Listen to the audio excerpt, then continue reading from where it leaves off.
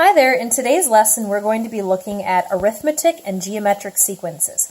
We'll be discussing the difference between the two types of sequences and also how they relate to the two types of functions, the linear function and the exponential function. This is lesson A. The linear function y equals mx plus b is a function that you're familiar with, where m is the slope and b is the y-intercept. The exponential function, looks like this, is something that you learned about just yesterday.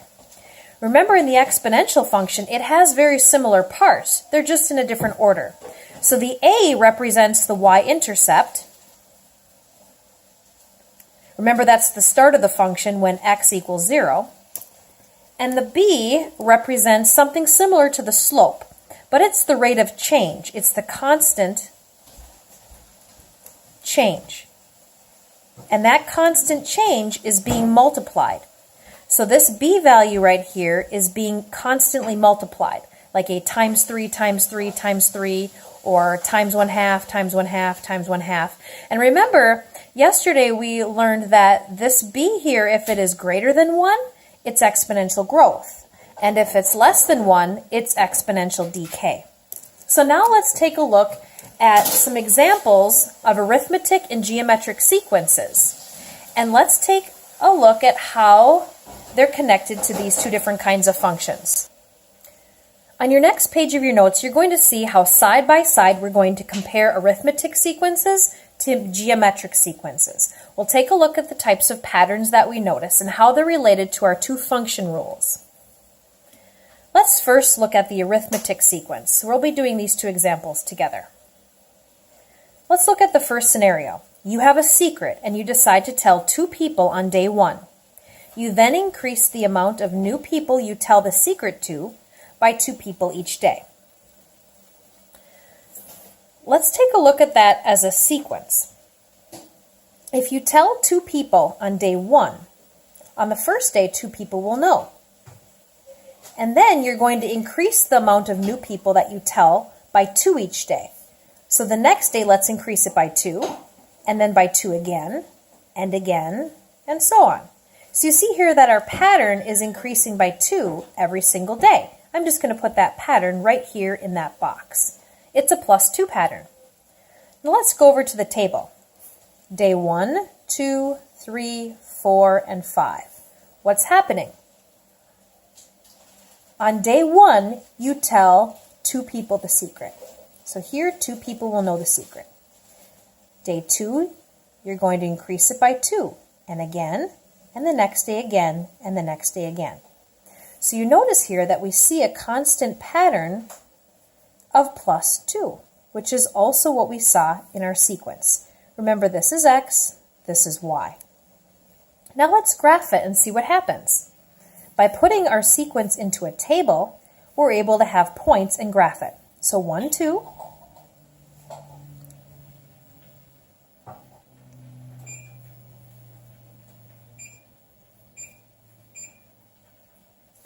Notice that our points end up in a straight line, which means that this has a linear relationship. Now, what's the function for a linear equation? Remember, that's y equals mx plus b.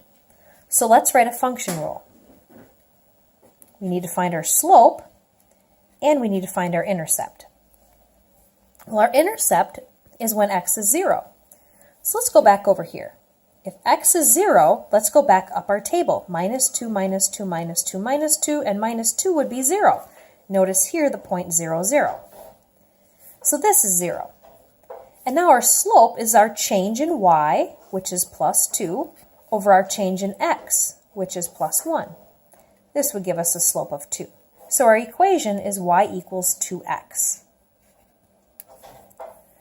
We have an arithmetic sequence with a constant addition pattern and a linear equation. Let's take a look at the second example. Here you make 15 duct tape wallets. On day 1, you sell 3 wallets and continue to sell 3 each day.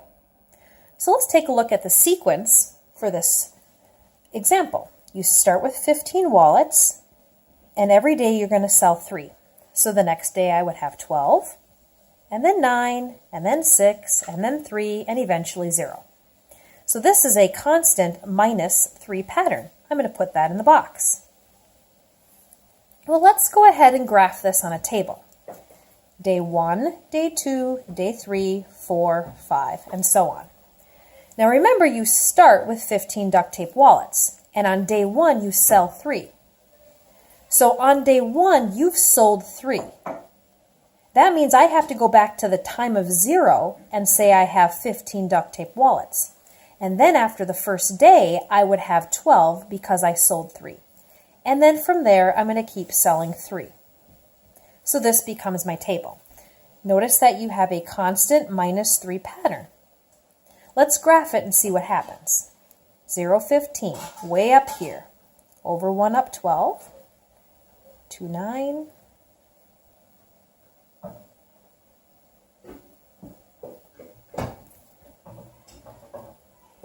And here you will see that we have a straight line which is linear. So that means that we should be able to write a linear equation to model the situation.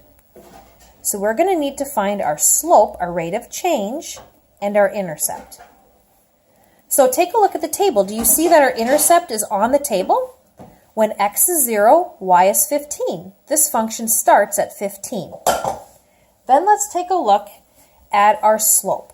So it looks like we're going down 3 every time here, and we're going up 1 on our x. So remember, the slope is the change in y over the change in x. So we're going minus 3, and this is going up 1. Negative 3 divided by 1 is negative 3. So this is a slope of negative 3. We sell 3 each day, and we start with 15.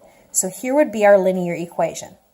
Now notice here in both of the arithmetic sequences, we either saw a constant adding pattern or a constant subtraction pattern. And in both of the arithmetic sequences, we saw that we could write a linear function because we ended up with a straight line. This example had a positive slope, and this example had a negative slope. Now let's take a look over here and see how this compares to geometric sequences. In our first example, we see that we've started a new intense exercise program where you start by doing 1 push-up and then quadruple it each day. So if I start with 1 push-up, my sequence starts with 1. And I'm going to quadruple it. To quadruple means to multiply by 4. So the next day, I would do 4 push-ups. And then after that, I would do 16. And then after that, I'd do 64. And after that, I think I'd give up. So take a look at the pattern. I'm seeing a constant multiply by 4 pattern. So I'm going to write that pattern right here in the box, times 4. So you notice already that this is different than arithmetic. Let's go ahead and put this on our table. Day 1, 2, 3, 4, and 5. So on day 1, I do 1 push-up. Then on the second day, I quadruple it, and then I quadruple it again, and I quadruple it again, and now I think I'm off my graph. Now let's graph it and see what happens. Over day 1, up a little bit, 1 push-up. Then day 2, halfway up, 4 push-ups. Day 3, 16. And day 4, all the way up here to 64, which is way off my graph. I'll just put it right up here. But do you see that curve? That's exponential. Exponential growth. We start off pretty small, but then we grow very quickly. Like these first 3 days, I could do that. But after that, I'm not so sure about the push-ups. So if we see an exponential growth, we should be able to write an exponential function. Remember, our exponential function is y equals a times b to the power of x. Now a is where our function starts. So I'm going to have to look at my table, go back up to when x is 0. So if this is a multiply by 4 pattern, to get back up here, I have to divide by 4. So divide by 4, 16 divided by 4, 4 divided by 4, and now 1 divided by 4. I can write 1 divided by 4 as 1/4. So my function starts at 1/4.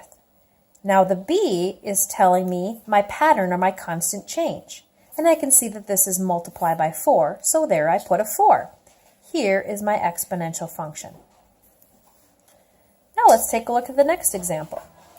Here you have $20 and you give away half of your money each day. So I start with 20, and then the first day I'm going to give away half my money. So I'll only have $10. Then I give away half again, and so on. Okay. So I see that my pattern looks like divide by 2. But I know that I can write divide by 2 also as multiplying by 1/2. So here I have multiply by 1/2 in my pattern box. All right, let's put this in a table. Day 1, 2, 3, 4, 5. Now remember, you start with $20. And at the first day, you give half of your money away. So I'm going to go back to time of 0 when I have $20. And then on day 1, I give half my money away, so I only have 10, and then 5, and then $2.50, and so on. Okay? So let's graph this. At time of 0, I start with $20. Day 1, I have 10. Day 2, 5, and so on. So here I see an exponential decay. So I'm going to circle exponential. My money's decaying. I should be able to write an exponential function for this situation. So remember, the A, that's where the function starts. And if you look here at your table, you'll see it starts at 20. Now the B is the pattern that we see. Remember, this pattern has to be multiply. So it looks like we're multiplying by 1/2. Remember our sequence here? So right here, I put 1/2. So here with geometric sequences, we notice patterns of multiplication for both of them. If we multiplied by a number bigger than 1, we saw growth. If we multiplied by a number that was smaller than 1, we saw decay. Now let's summarize what we notice. In an arithmetic sequence, what did the graphs look like? Remember, they were linear, straight lines. They either had a positive slope or a negative slope, but there was a constant rate of change. They were linear. The patterns that we noticed were either add or subtract. And the function rule, because they were linear, was y equals mx plus b. Now let's compare that to geometric. The geometric sequences, what did the graphs look like? Well, they were exponential. They were either exponential growth curves or exponential decay curves. I'm going to circle exponential, and the patterns that we saw were multiplication. The function rule that we were able to write was a exponential function, y equals a times b to the power of x. On the MCA formula sheet, you are going to be given this function rule, or this function, y equals mx plus b, and this function as well. And you're going to need to know the differences. The things that you will need to know are, what will the graphs look like? Is it linear? And what types of patterns are you going to see? So let's investigate a little bit about what we learned. I want us to be able to take a look at tables and decide if they're an arithmetic or a geometric, whether we see arithmetic patterns or geometric patterns. So go ahead and take a look down the dependent variable, down the y column, and see what type of pattern you notice in each of the tables. For instance, in the first one, you'll see that we're subtracting 2. It's a constant subtract 2 pattern. And if you look at the second one, you'll notice here that we start big and we're getting very small quickly. Notice here that we're dividing by 3 each time. Well, dividing by 3 is the same thing as multiplying by 1/3. So here, even though I see a divide by 3 pattern, I can say that that's also multiply by 1/3. Looking at the next one, we start at 1, we get bigger, bigger, and really big really fast. To get from 1 to 6, I multiply by 6. And that pattern repeats itself. In the last one, looks like my numbers are getting bigger, and they're getting bigger at a constant rate. I'm adding 4 over and over again. Remember, a constant subtraction or addition pattern is arithmetic. So the first and the last examples are arithmetic. A multiplication pattern, like you see in these two, that is a geometric sequence. Now let's take a look at the next part. The next part asks us to write the equations. So let's write an equation for each table. If it's arithmetic, it's going to be a linear equation. Y equals mx plus b. The intercept is where the function starts, and that's at -2. And then the m is our slope. Looks like we are going down 2, and over here we are going up 1. -2 over 1, -2. So y equals -2x minus 2 is my equation. Let's go over here to this one. If it's arithmetic, it's linear. Looks like the function starts at -6. That's my intercept. Goes here. And my slope looks like it's adding 4 here, and it's going up 1 here. So 4 over 1 is 4. Y equals 4x minus 6. So because I had arithmetic sequences in these, I have linear functions. Now let's go to the geometric. Being that it's geometric, I'm going to have an exponential function. Y equals a times b to the power of x. The first number is where the function starts. When x is 0, this function starts at 81. And the second number is the change. What am I multiplying by? Well, I'm dividing by 3. This is decay. Dividing by 3 is the same as multiplying by 1/3. So this would be 1/3. So I'm going to write this a little bigger. Y equals 81 times 1/3 to the power of x. Because this number is less than 1, it's decay. On the next one, the a value is where the function starts, which is 1. And the b value is the rate of change. It's multiplying by 6 to the x power. I could have this in parentheses as well. And if I were to multiply these two together, you see this 1, I really don't need to have that in front. I could though. But otherwise I could write this as y equals 6 to the power of x. They are the same thing. All right, let's take a look at some examples. What types of questions are you going to need to be able to answer? In the first ones, we're asked to describe the sequence. Let's take a look at the numbers and what pattern we see. If the numbers are getting bigger, it's either adding or multiplying. Do you see that this is multiplying by 3? If it's multiplying by 3, it's geometric. So it can't be arithmetic. Now, answer A says geometric and nonlinear, and answer D says geometric and linear. Geometric sequences are always exponential functions. They're either a growth curve or a decay. They're never linear. Arithmetic sequences are linear. So if it's geometric, it has to be nonlinear. Let's look at the second one.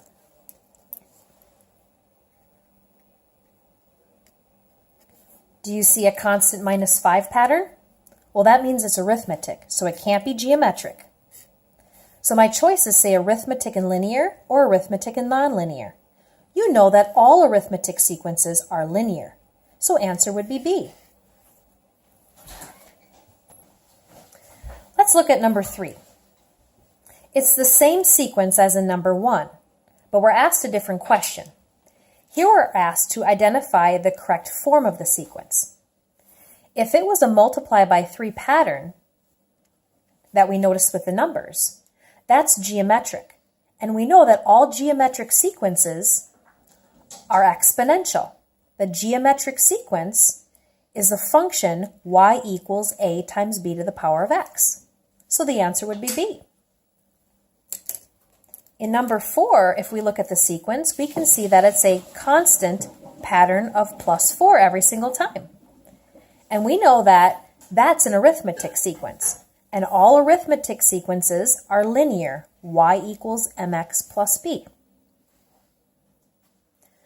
Question number 5 is asking us, what is each term multiplied by to get to the next term in this geometric sequence? Geometric sequences, the pattern is multiplied. So what are we multiplying by? Well, do you notice that the number is getting smaller? If it's getting smaller, we're multiplying by a number that's less than 1. Do you see the pattern as divide by 3? Divide by 3, divide by 3 again, divide by 3 again? I do. But remember, they said, what do we multiply by? When you divide by 3, what is it the same as multiplying by? You're right, it's the same as multiplying by 1/3. So what am I multiplying by? I'm multiplying by 1/3. Same thing as if I see a pattern of divide by 2, it's the same thing as multiplying by 1/2. If I see a pattern of divide by 4, it's the same thing as multiplying by 1/4. If I see a pattern of divide by 5, it's the same thing as multiplying by 1/5. Do you see that pattern? All right, let's look at the second one here. I think number 6, we're going to skip Algebra 1 only. All right, that brings us to number 7. A sequence is shown. What is the 7th term? It might be a good idea if you're asked a question like this to draw some blank lines to make it out to the 7th term. So here's term 1, 2, 3, 4, 5, 6, 7. I'm going to put a box around what is the 7th term. Now I need to figure out what's the pattern. The numbers are getting bigger, but how are they getting bigger? In order to get bigger, we have to be either adding or multiplying. So we need to decide what's happening. If you notice here, to get from 1.5 to 4.5, you can add 3. But is it constantly adding 3? Nope. At that point, I can take a calculator. If I take 4.5 divided by 1.5, in your calculator, you'll notice the calculator says 3. Because if I take 1.5 and multiply by 3, I get 4.5. Now, is that constant? Well, if you try it, 4.5 times 3 again will give you 13.5. And that pattern continues. So using my calculator, I would want to multiply by 3 a couple more times to figure out the 7th term. When I do this in my calculator, the 7th term ends up being answer C. Let's look at number 8. Which expression forms an arithmetic sequence when x equals 1, 2, 3, and 4? Remember, with an arithmetic sequence, we'll see a linear function. Arithmetic sequences are linear, y equals mx plus b. Now, do you notice it says expression? This is an equation. An expression is part of an equation. It's this part right here with no equal sign. So which one of these choices would be closest to mx plus b? Did you pick C? You're right. This would be the slope of -2 and the intercept would be 4. Now, why aren't the other choices correct? Do you see how D has an exponent? Anything with an exponent is going to be nonlinear, and an arithmetic sequence should be linear. So it can't be this one. This one also has an exponent. That's nonlinear. Now, do you see this one? Do you see how the x is in the denominator? If I move the x upstairs, it would be x to the -1st power, which would be 3x to the -1st power, which means it has an exponent. So that is not going to be linear either. The best choice would be C. Number 9, which function forms a geometric sequence when x is 1, 2, 3, and 4? Now, what do we know about a geometric sequence? Geometric sequences are exponential functions. Remember, they're a constant multiplication. They're either an exponential growth or they're an exponential decay. They're nonlinear. So which one of these is closest to our geometric function? Can't be A, that's linear. But do you notice how answer B, C, and D all have an exponent? They do. But what exponent should this exponential function have? It should have the exponent of x. Which one has the exponent of x? You're right. Answer B. These two have an exponent with the number 2. Those are not going to be a geometric sequence. This one will be. All right, on our last example, I want you to be able to classify each function here, these 4 functions, as either linear or nonlinear. Remember, linear functions are y equals mx plus b. They'll be a straight line. A nonlinear function, we learned earlier this year, will have an exponent in it. Some nonlinear functions look like this, y equals a times b to the power of x. But nonetheless, they all have exponents in them. Now, go ahead and take a look at each one of these examples. Remember, f of x means the same thing as y equals. Which ones are linear? Which ones are nonlinear? Here, this equation is the same thing as y equals 3. There's no exponent, so you're thinking it must be linear. You're right. Do you remember how when we graphed equations that only had one variable in it, like this one that says y equals 3? That means it can only cross through the y-axis at 3, and it would look just like this, a linear function. So this one is linear. I'm going to move down here to this one. Now I don't see any exponents. Maybe it would help if I rewrote this and switched these two around. What if this said y equals, and here was the negative x over 4, and this is positive 2/3. Do you see how I could put a 1 in front of the x? Now do you see this equation as y equals negative 1/4 x plus 2/3? Yeah, the slope here is negative 1/4, and the intercept is 2/3. This is a linear equation, y equals mx plus b. Now notice right above it, this equation has an exponent. If it has an exponent, it's non-linear. Definitely not a straight line. Now this one, this can kind of be tricky. Do you see how the x is in the denominator?